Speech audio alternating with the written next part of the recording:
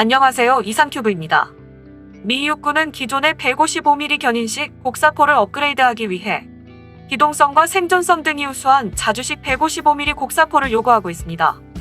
2021년 애리조나주 윰마 시험장에서 실시해 실사 시험에 참여할 수 있는 기업과 곡사포를 모집 중이며, 이 실사 시험에는 영국의 BAE 시스템스와 이스라엘의 LB 시스템스, 세르비아의 유고가 참여하기로 했습니다. 자동 장전 장치가 장착된 52구경 155mm 유탄포를 갖춘 아처를 참가시키는 BAE 시스템스에 따르면, 아처는 보통 3명에서 4명의 병사로 운용하지만 자동 장전 장치 덕분에 혼자서도 모든 조작을 할 수 있다고 주장하고, 차량 정지에서 30초 이내에 사격을 개시하고 3분 이내에 탑재한 21발의 포탄을 모두 발사하는 것이 가능하다고 어필하고 있지만, 아처는 한 대에 $450만 이상 하는 조달 비용이 고가인 점이 단점입니다. 반자동 장전 장치가 장착된 52구경 155mm 유탄포를 갖춘 ATMOS를 참여시키는 LB 시스템에 따르면, ATMOS는 분해하지 않고 미 공군의 C-17로 수송할 수 있고 30초 만에 사격을 마치고 공격 지점을 변경할 수 있기 때문에 러시아와 중국 등 상당한 수준의 기갑 부대를 가진 적에 대해 매우 유용하게 대응할 수 있다고 주장하고 있습니다. 또한 ATMOS가 채용하고 있는 화기 관제 시스템은 미 육군이 사용하고 있는 시스템의 통합이 용이하고, 만일 채택이 된다면 ATMOS는 미국 국내에서 생산할 수 있다고 어필하고 있습니다.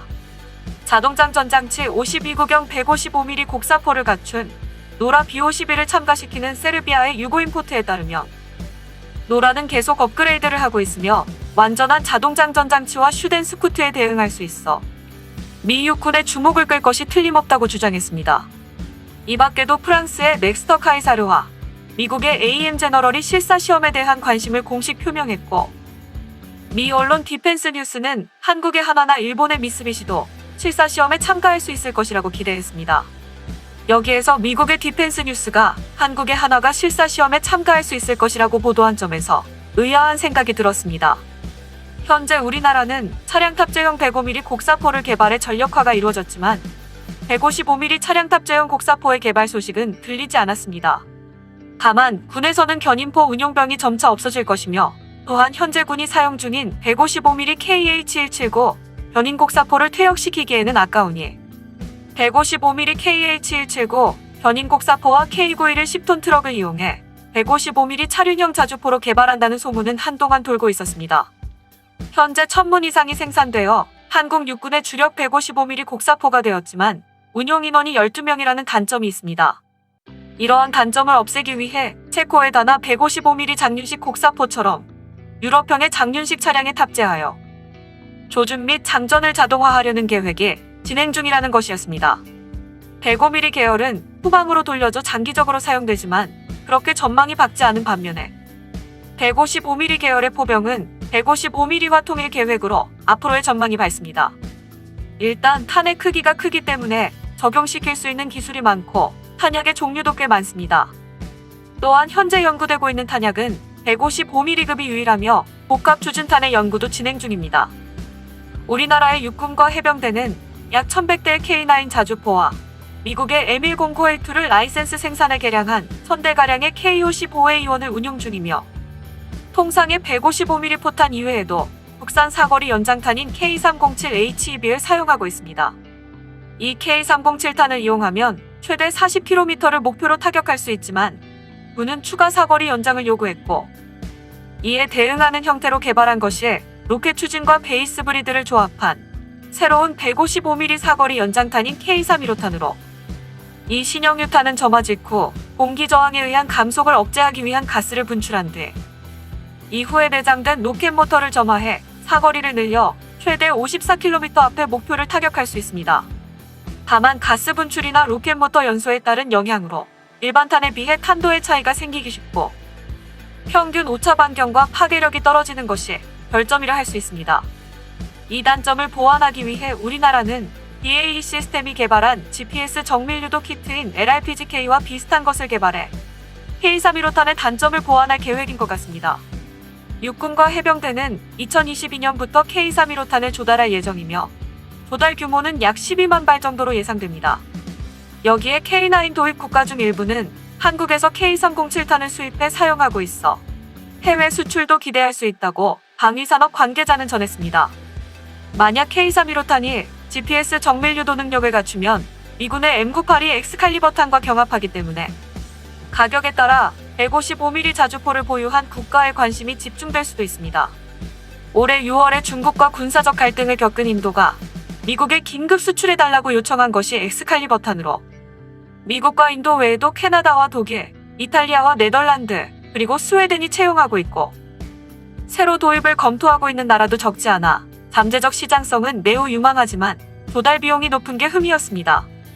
엑스칼리버탄의 조달 비용이 한 발당 약 6.8만 달러나 되기 때문에 엑스칼리버탄보다 값이 싸고 사거리 각인 GPS 유도 155mm 포탄이 나오면 한국 방위산업이 기대하는 해외 수출도 꿈이 아니지만 대규모 양산으로 이행한 엑스칼리버탄도 앞으로 조달 비용이 낮아질 것으로 예상됩니다.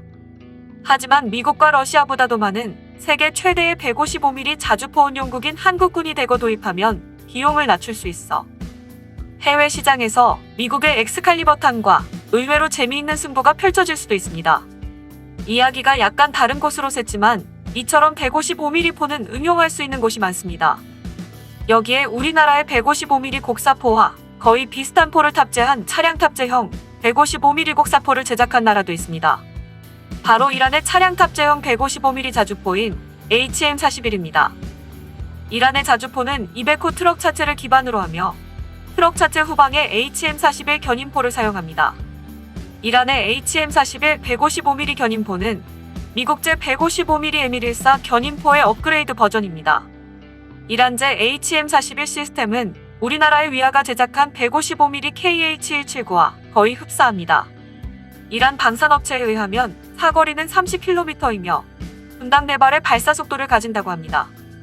아직까지 한화에서 개발 중이라는 소문만 있지 정확한 정보가 없어 개발이 어디까지 진행 중인지는 모르지만 미국의 군사 전문 매체인 디펜스 뉴스에서 한화가 참가할 수 있다라는 기사는 매우 흥미롭습니다. 다만 기자가 한화의 자주포를 차륜 탑재형 곡사포로 혼동했는지 아니면 정말로 한화가 미국의 차륜 탑재형 도입 사업에 뛰어든다는 정보를 바탕으로 기사를 썼는지 모르겠지만 1900년대 초에 나온 개념인 견인포는 현대전장이나 미래의 전장에서 더 이상 맞지 않아 차량 탑재형 155mm 곡사포로의 개량은 필요한 시점입니다.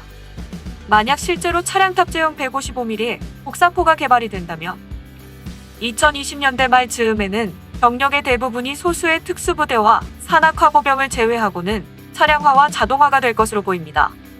다만 내년에 미국에서 실사격을 실시하고 실사 결과에 따라 채용이 결정될 차량 탑재형 155mm 곡사포는 미 육군의 요구에 따라 개량을 거쳐 2023년도 1분기까지 양산형을 인도해야 할 것으로 알려져 있어 한화가 미 육군의 차량 탑재형 155mm 곡사포 도입 사업에 참여할 시간이 있는지는 미지수입니다.